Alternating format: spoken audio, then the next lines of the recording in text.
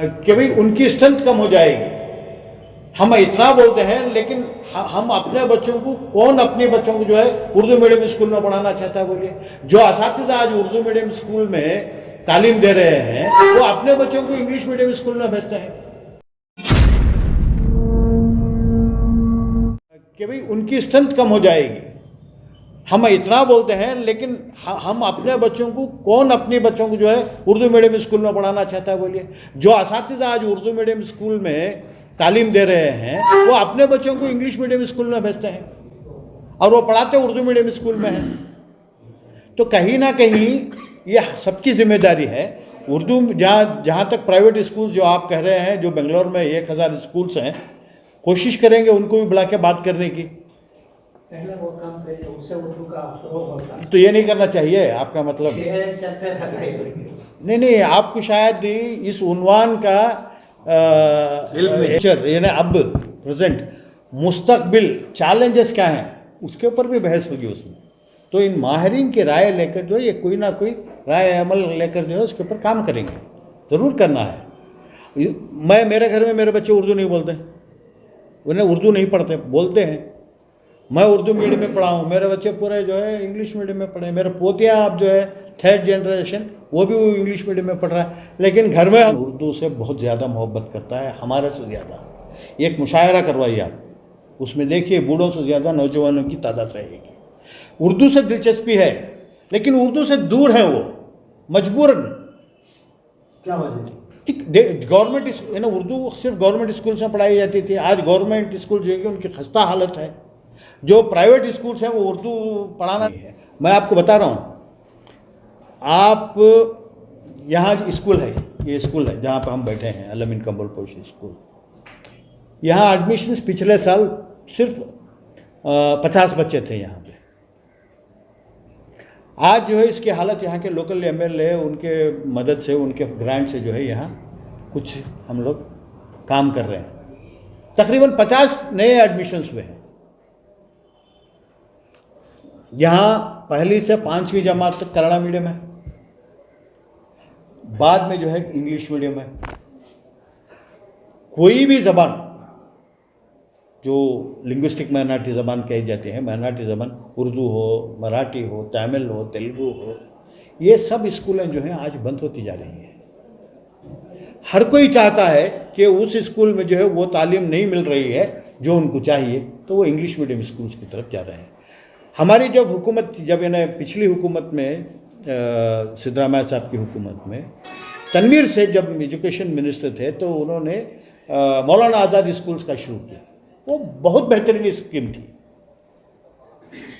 यानी 7वीं के बाद जो है बिल्कुल इंग्लिश मीडियम पढ़ाया जाता है, और 5वीं से पहली जमात तक उनको भी जो है उर्दू मीडियम भी स्कूल है, तो लेकिन इंग्लिश की तालीम वो इतनी आला हो रही थी कि 7वीं जमात में उनको तकलीफ़ ना हो, आसानी हो पढ़ने में। ये एक शुरुआत है। इसके लिए हुकूमत को भी पहल करना है, उसके साथ साथ हम लोगों को भी पहल करना है। और जब तक हम नहीं लोगों से, हुकूमतों से कहेंगे कि भी क्या करना है, हुकूमतें भी नहीं करती है। तो इसका मतलब जो मुस्लिम खालिद थे उन्हें एहसास नहीं था उस वक्त? सिर्फ मुसलमान कायदों को बोलते हैं। कई मुसलमान कायद हैं जिनको उर्दू, उनकी ज़बान उर्दू नहीं है या वो उर्दू से वाकिफ़ नहीं है। मसला वहाँ नहीं है। अब हम डिमांड पूछते हैं, हमारे पास क्या है, आपका टीवी चैनल पे कहाँ जाता है? वक्फ बोर्ड, हाँ, मस्जिद, दरगाह, यहीं पे। उससे ज़्यादा जो है कहीं आपने चैनल जो है डीजे हल्ली तक भी जाता है। नहीं, डीजे हल्ली नहीं मोहतरम मुकाम, डीजे हल्ली हैं। आप MG रोड भी जाइए, सुनिए मेरी बात। आप अपने आप पे मत लीजिए, अब आप अकेले नहीं हैं, मैं इन जनरल प्रेस कह रहा हूँ। हमारे ज़रूरियात क्या है? मैंने आपको बताया कि 5000 उर्दू मीडियम स्कूल्स हैं। इसमें जो ड्रॉप आउट्स हो रहे हैं, आज सबसे ज़्यादा जो ड्रॉप आउट्स हो रहे हैं वो उर्दू मीडियम स्कूल्स में हो रहे हैं।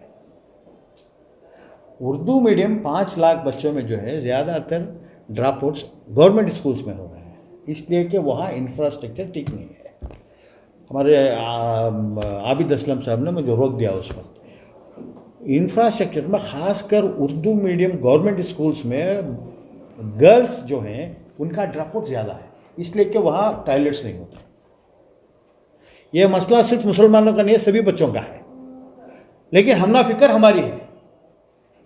180 हिंदू कर्नाटक में जो है उर्दू मीडियम स्कूल्स हैं जो एडेड स्कूल्स हैं, जिन्हें एड मिलता है। उन स्कूल्स में जो है ड्रॉप आउट्स कम है। 580 के करीब अनएडेड स्कूल्स हैं, वहाँ भी ड्रॉप आउट्स कम है। हमारा मुतालिया ये होना चाहिए कि इन स्कूल्स में क्या किया जाए। इंशाल्लाह इसके ऊपर अगली बार बोलेंगे, इंशाल्लाह कोशिश करेंगे। जो भी उर्दू से दिलचस्पी रखते हैं उनको बुलाएंगे, लेकिन हम लोग जो है हमारी एक मीटिंग होने वाली है, उसमें तय करके जो है इंशाल्लाह कोशिश करेंगे। क्या है, किसी से हमने राबिता कायम नहीं किया है, कोशिश करेंगे इंशाल्लाह।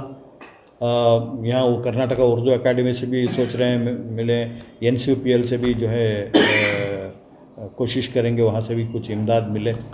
ताल्लुक़ से हमने जनाब मीमनून सईद साहब, प्रोफेसर मीमनून सईद साहब, प्रोफेसर राही फिदाई साहब और हमारे अंजुमन तरक्की उर्दू के नायब सदर प्रोफेसर नाजिम सरगरो साहब से तबादला ख्याल किया गया।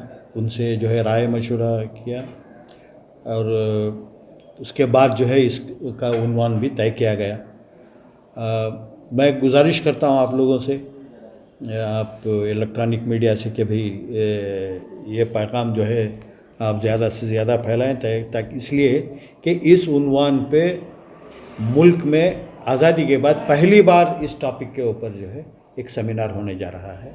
इस सेमिनार में जो भी मकाले आएंगे उन मकालों को जो है ये किताबी शक्ल भी दी जाएगी और सारे मुल्क के जो मदारिस हैं, यूनिवर्सिटीज़ हैं, लाइब्रेरीज़ हैं, वहाँ सब जो है ये मकाले, ये किताब जो है पहुँचाई जाएगी, ताकि लोगों तक एक डॉक्यूमेंट बन के रहे, एक दस्तावेज़ है ये।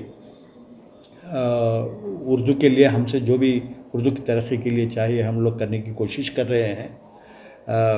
इसमें जो है जो डेलीगेट्स इसमें हिस्सा लेना चाहते हैं, हम उनसे गुजारिश करते हैं कि हमारे 2 टेलीफ़ोन नंबर दिए गए हैं, एक मुबिन मुनव्वर साहब का और दूसरा जो है शफीक आबिदी साहब हमारे ट्रेजरर का। जो हजरात डेलीगेट बनकर उसमें आना चाहते हैं वो अपने टेलीफ़ोन नंबर और उनका नाम वगैरह उनको व्हाट्सएप पे भेजें, ताकि डेलीगेट्स को पास इशू की जाए, क्योंकि इसमें जो है शिरकत के लिए पास की ज़रूरत होगी। डेलीगेट्स पास भी दिए जाएंगे।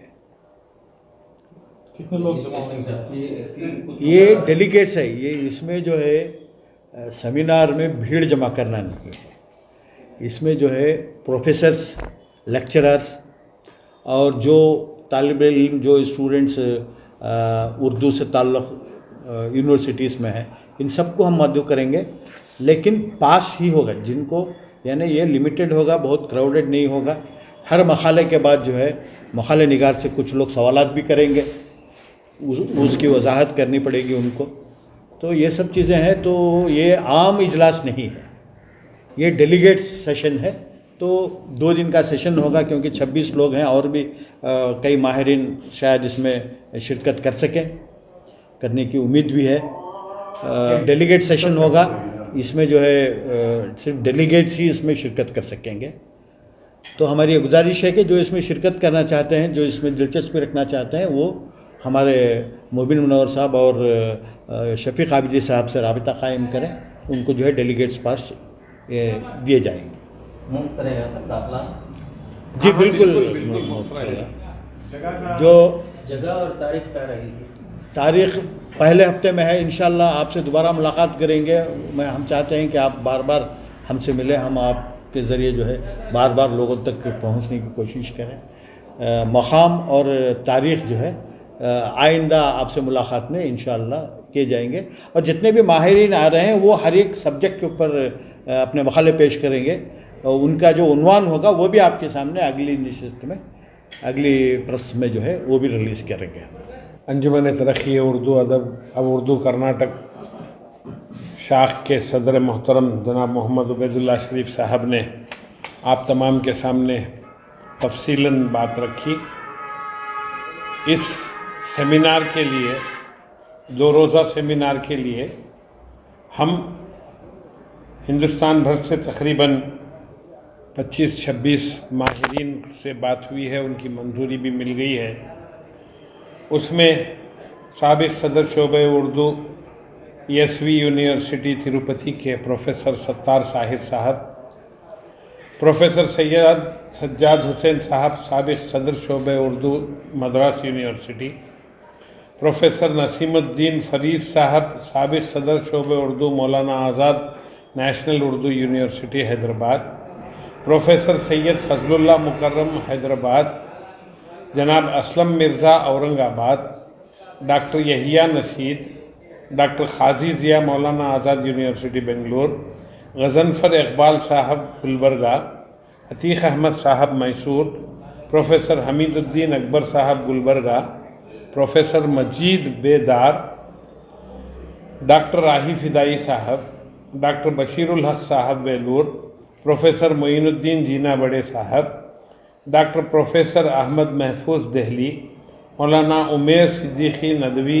Azamgarh, professor Shamsul Huda sahab Hyderabad, professor Syed Fazlullah Mukarram, professor Shamsul Huda sahab, professor doctor Anees Siddiqui Gulbarga, doctor Yahya Nasheed, 2 बार आ गया ये नाम, प्रोफेसर अब्दुल खदीर नाजिम सरगिरो साहब, मीम नून सईद साहब, फ़ातिमा जहरा साहिबा, डॉक्टर हलीमा फिरदौस साहिबा, प्रोफेसर अली मुल्ला हुसैनी साहब बीजापुर। इसके अलावा और भी अच्छे से स्कॉलर्स से बात हुई है, उनकी मंजूरी के हम इंतज़ार कर रहे हैं।